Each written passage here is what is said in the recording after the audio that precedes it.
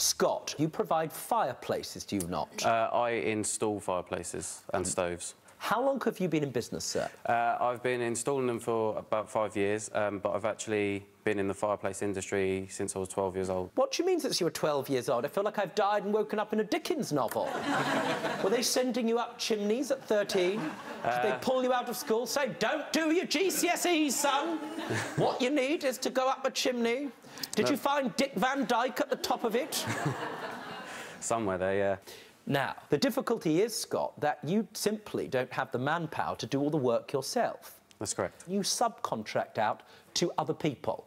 Correct. What happens sometimes is that you may choose a third party, in this case, Jason, and you'll know Jason and be satisfied with the work he's done for you in the past, but he might bring people on board that you've never met and have no idea about, correct? That's correct. Now, let's just turn to you, Linda and Michael. You did some research, as I understand it, and you went into a shop. You purchased the thing. Yes. You look through a brochure and you sort of say, that's the one, and you're aware that these are not straightforward installations. No. It's going to be a bit of a pain. It's going to be a messy job, correct? Correct. And who explained that to you? Was that Scott or was that the owner of the fire supply shop? The owner of the fire supply. I have a statement. Linda and Michael came into my shop to inquire about the purchase of a stove. They asked if I knew someone who could install it. I therefore put them in contact with Scott. Scott did a quote for them and they entered into a contract of their own, entirely separate from my business. In other words, he steps out of things, you buy the stove. You don't have a complaint about that stove. No. You have a complaint about the quality of the workmanship.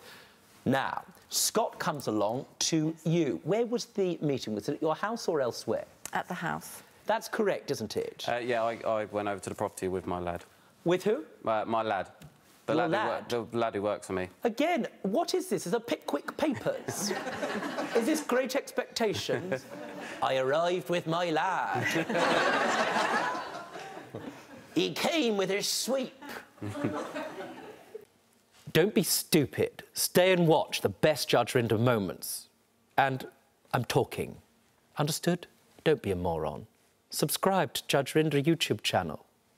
Right now. That's an order.